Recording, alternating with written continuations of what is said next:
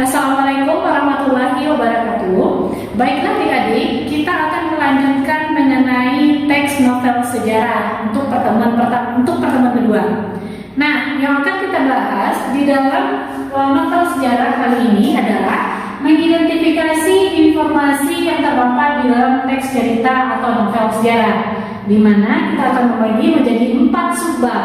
Yang pertama, mendata informasi penting yang terkandung di dalam cerita. Yang kedua, struktur dari cerita sejarah. Yang ketiga, perbedaan antara teks sejarah dengan novel sejarah. Sedangkan yang terakhir adalah hal-hal yang menarik yang dapat kita tampilkan di dalam teks cerita sejarah. Nah, untuk yang pertama, kita akan mendata informasi penting. Kata kuncinya di sini kakak bagi menjadi 3 ya. Yang pertama, untuk mendata informasi penting di dalam teks cerita sejarah itu berbeda dengan novel atau cerita sejarah. Kenapa? Karena di dalam teks sejarah 5W tambah 1H itu dikembangkan secara fakta. Sedangkan kalau di novel sejarah atau cerita sejarah itu sendiri, informasi pentingnya itu sudah ada penjabaran atau penambahan dari si penulis cerita itu sendiri. Jadi berbeda ya. Yang kedua, harus bisa membedakan fakta sejarah dengan imajinasi pengarang. Nah, ini kata kuncinya. Karena kalau fakta sejarah saja itu masih dalam kategori teks sejarah ya. Tetapi karena adanya imajinasi pengarang, itulah yang membedakan antara novel sejarah dengan teks sejarah itu sendiri. Jadi baru kita dapatkan informasi penting di dalamnya. Yang ketiga, informasi dalam novel atau cerita sejarah lebih mengarah pada fakta sejarah yang menjadikan latar penceritaan serta imajinasi penulis atas fakta. Nah, jadi kata kuncinya di sini, novel sejarah itu sendiri masih terdapat fakta yang sifatnya faktual, tetapi untuk penjabarannya itu lebih menggunakan imajinasi pengarang. Jadi informasi dalam novel sejarah itu lebih tetap mengarah pada fakta untuk penceritaan latar atau unsur-unsurnya. Sedangkan untuk imajinasinya itu merupakan fokus pada penambahan si pengarang itu sendiri. Lanjut untuk kategori struktur. Struktur dari teks novel atau cerita sejarah itu kita membaginya menjadi 6 poin ya.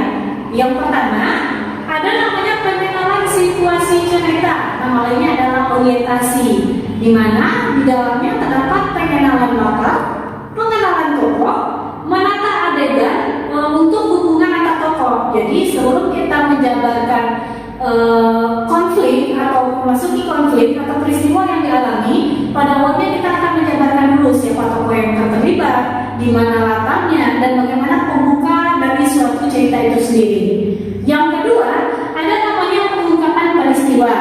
Di dalamnya terdapat peristiwa awal yang menimbulkan berbagai masalah pertentangan atau kesukaran-kesukaran yang dialami para tokoh. Jadi yang namanya novel sejarah itu terdapat beberapa tokoh yang terdapat di dalamnya, tidak hanya tokoh utama ataupun tokoh pendatang saja, tetapi juga ada tokoh-tokoh tambahan lain yang ikut membesarkan atau ikut mensukseskan suatu cerita itu sendiri.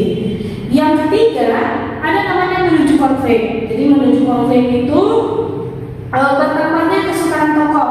Jadi pada awalnya kalau di dalam pengungkapan peristiwa hanya ada kesukaran-kesukaran biasa saja, tetapi kalau menuju konflik itu sudah ada suatu permasalahan yang akan kita kembangkan.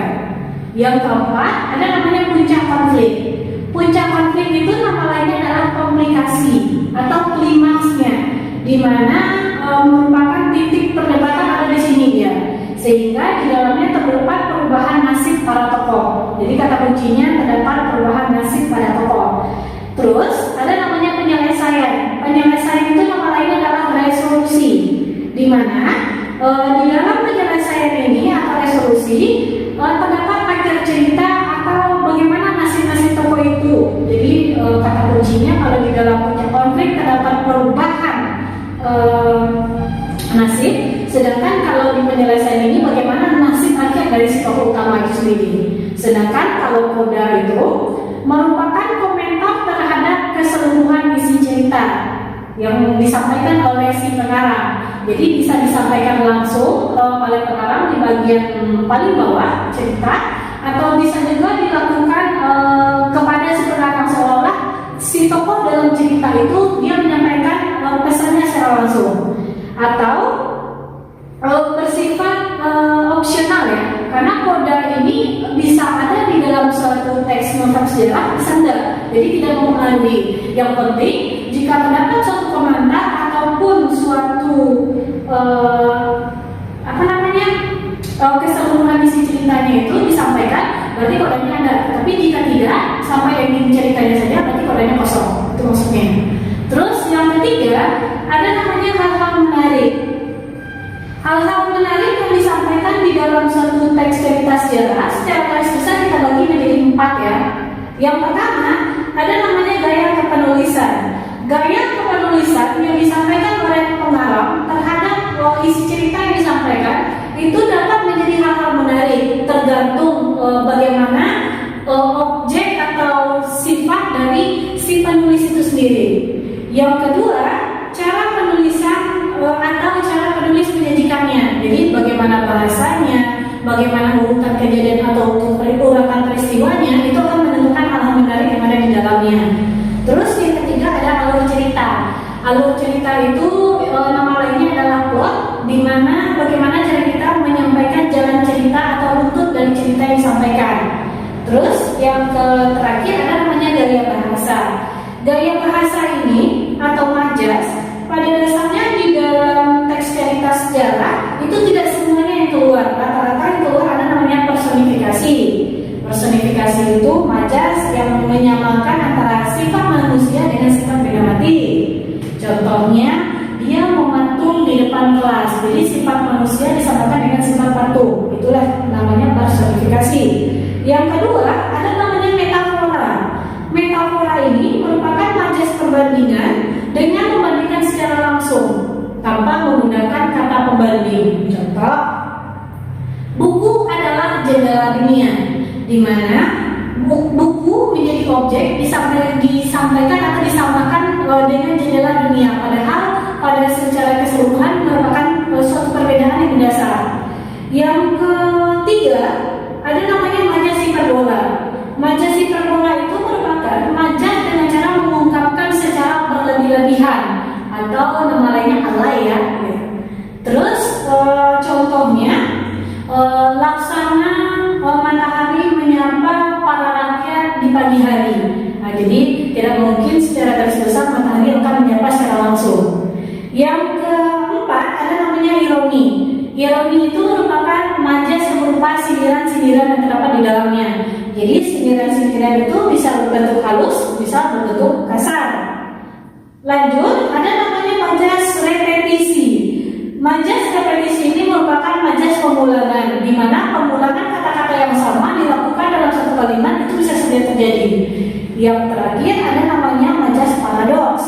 Majas paradoks ini merupakan majas pertentangan, tetapi padahal dia tidak bertentangan. Nah, maksudnya begini, seolah-olah terjadi pertentangan di dalam suatu kalimat tersebut, tetapi padahal tidak.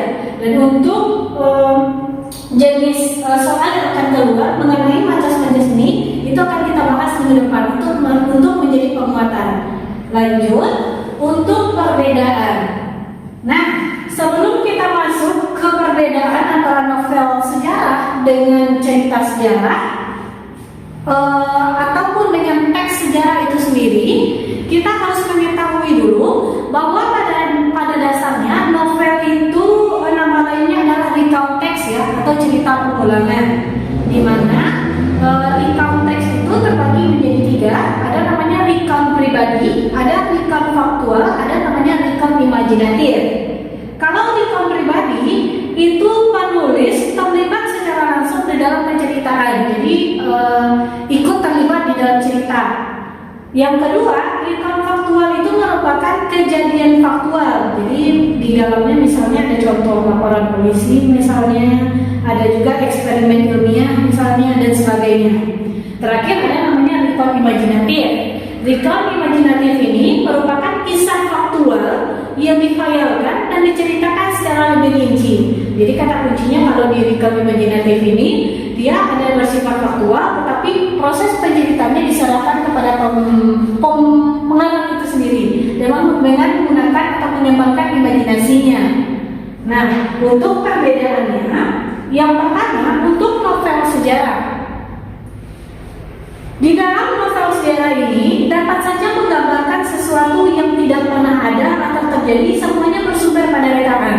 Jadi bisa saja di novel sejarah ini hasil imajinasi pengarang saja dengan menggunakan tokoh-tokoh atau latar yang terdapat dalam peristiwa sejarah, bisa saja.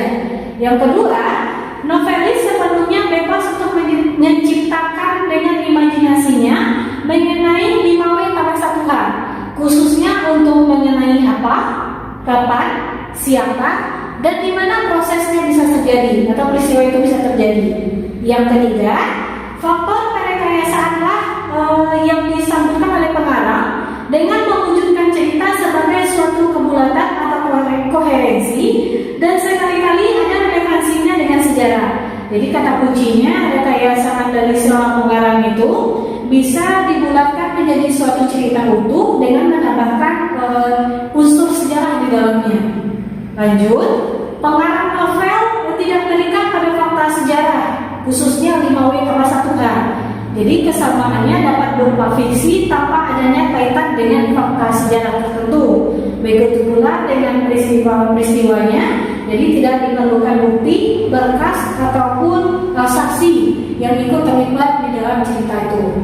Yang terakhir, pelaku-pelaku, hubungan antar mereka, kondisi dan situasi hidup dalam masyarakat semuanya adalah hasil imajinasi. Lanjut, kalau di dalam teks sejarah, yang pertama, pelaku-pelaku, hubungan antar mereka, serta kondisi dan situasi hidup dan masyarakat itu sendiri, semuanya itu adalah kenyataan yang benar-benar terjadi. Jadi kalau di dalam pelaku dalam sejarah itu tidak bisa diubah-ubah atau diganti nama, itu tidak bisa, karena proses penjahitannya benar-benar nyata ya. Terus yang kedua, sejarawan sangat terikat pada fakta mengenai 5W tambah 1H. Dia sifatnya pemberitaan, jadi 5W tambah 1H tidak boleh ada unsur yang hilang atau tidak ada unsur yang boleh diubah sama sekali.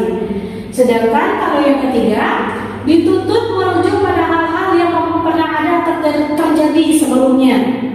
Jadi sejarawan terikat pada keharusan, yaitu bagaimana sesuatu sebenarnya terjadi pada masa lampau, artinya bisa ditambahkan atau bisa direkam. Yang terakhir, hubungan antara fakta yang satu dengan fakta yang lainnya sifatnya direkonstruksi atau paling sedikit hubungan kronologisnya. Jadi yang harus dijabarkan itu sifatnya kronologis bertahap, karena suatu sejarah itu bisa terjadi kan memiliki waktu-waktu tertentu, bisa berhubungan tahun-tahun, bulan-bulan dan sebagainya, dan itu tidak bisa diubah sama sekali. Dan sejarawan perlu menunjukkan bahwa yang ada sekarang dan di sini dapat dilacak eksistensinya di masa lampau. Jadi hal itu menjadikan guna atau sebagai bukti atau sebagai saksi dari apa yang direkonstruksi mengenai kejadian masa lampau.